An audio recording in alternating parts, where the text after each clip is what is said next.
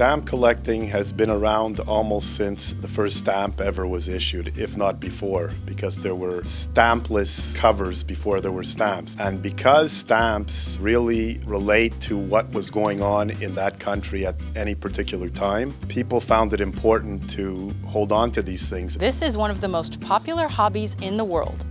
Hi, I'm Rebecca Brayton and welcome to WatchMojo.com, and today we'll be learning more about stamp collecting. I was given a stamp album when I was 8 years old. I thought it was really fascinating and I took it from there. Did as much research as I could as a kid. Found it very enjoyable tracking down stamps and completing sets and topical stamps that, as a kid you might like dogs, cats, birds. Then it became a little business for me by the time I was a young teenager. Would you be able to show us some rare stamps and maybe some materials? Yeah, of course. Let's go.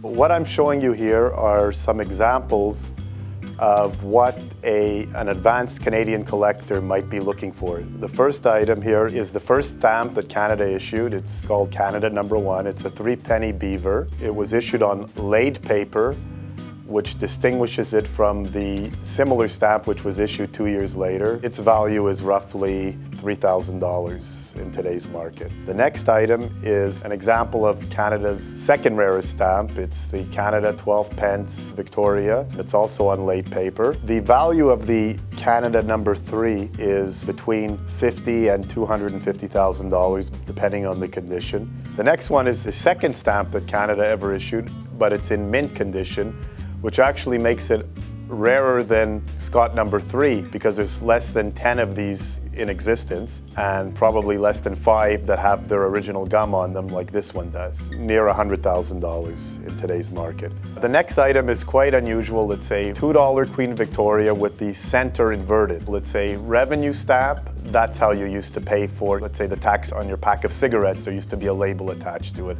And the final item is the famous St. Lawrence Inverted Seaway. It also has the center inverted. This is Canada's most popular error, or as we call it in the trade, variety.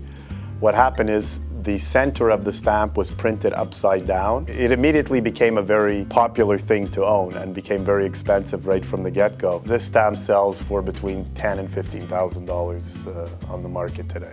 Now I'll talk to you a bit about things that you definitely need if you're going to be a stamp collector. First of all, there's the famous pair of tweezers or tongs, as some people might call it. Most people like these longer ones because they're easier to handle. A lot of people have turned to what we call hingeless albums if you're going to be collecting a particular country. You will also need a magnifying glass. The little details in a stamp can make a huge difference. A lot of people like to put their stamps in these little black cards, they're called. I don't know why we never thought of specific names for these things, so there you go, black cards. They come with 1-line pockets or 2-line pockets, and then put them in a little plastic sleeve, then you're on your way.